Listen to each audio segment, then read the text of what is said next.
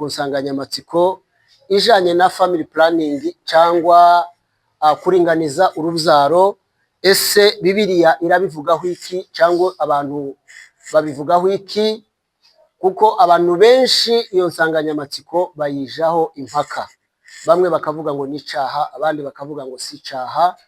Kuko TV yacu yitwa Timazi, rero Timazi n'umuzani ni urugero, ni igipimo kijanye n'ijambo ry'Imana kugira ngo turebe ese ukuri kw'Imana guhagaze he kuri buri jambo ryose abantu baba bagiyeho impaka. Rero tutarinjira mu ijambo, reka twongere tubasabe mudukorere subscribe, mudukorere comment na share. Muzaba mukomeje kudutera inkunga, dushimira n'ababikoze.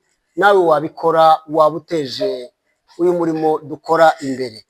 Icyo nshaka kuvuga aha rero ni ukugira ngo tumenye kuko uru ruhare rwo kuvuga ngo umuntu aremwe ni ikintu c'Imana yonyine yikorera, nta mbaraga z'umuntu nimwe zituma umuntu abaho. Imana yaduhaye uburenganzira bwo gukora ibintu byinshi kandi igakorana natwe ikabidufashamo, ariko twabiherewe uburenganzira. Ariko ikintu citwa kurema ni uruhare rw'Imana yonyine, niyo yaremye ibyaremwe byose including umuntu, harimo n'umuntu niwe yaremye nyuma. Ikintu citwa kurema ni igikorwa Imana yikorera yonyine. Vuga nk'ibintu bigera nko kuri 4 Imana yisigarije yonyine yikorera, idasaba umuntu ngo abigiremo uruhare. Ikintu twari tuvuze cya mbere ni cyo kurema umuntu, ni igikorwa c'Imana yonyine ikora. Umuntu adakwiriye kwinjirira Imana mu gikorwa yihariye cyo kurema. Mu yandi magambo, iyo umuntu agiye guhagarika urubyaro, aba yinjiriye Imana mu gikorwa cyayo yisigarije kijyanye no kurema. Icya kabiri ni ikintu kijanye n'umwuka wera.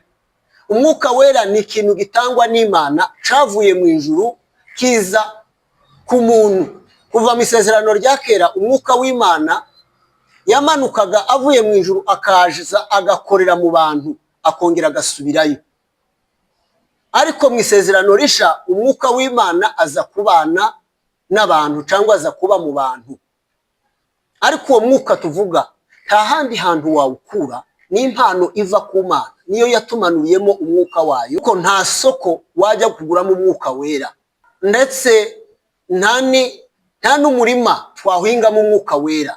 Nta hantu na hamwe twavuga ngo dore aho umwuka wera wororerwa tuje gukurayo icororo, ntibibaho. Ni impano Imana yihariye yonyine, yitangiye iyiha abantu.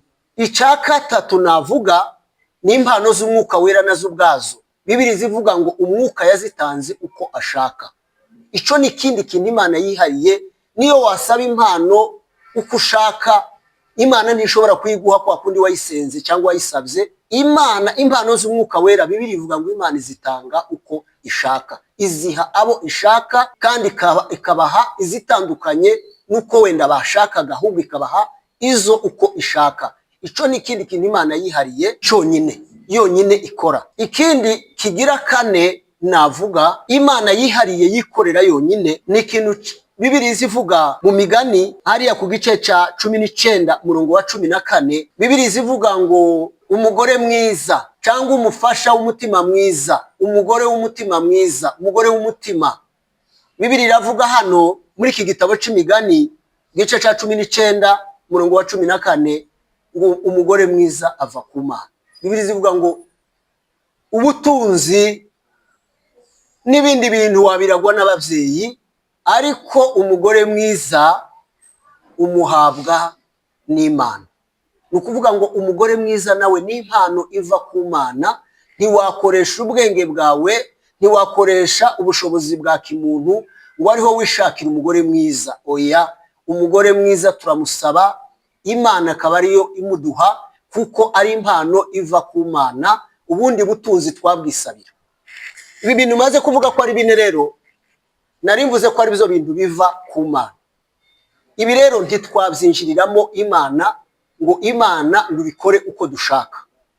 bigiye kuvuga ngo rero n'iki kintu kijanye no guhagarika urubyaro ni ikintu kibi cyane kitemewe imbere y'amaso y'Imana,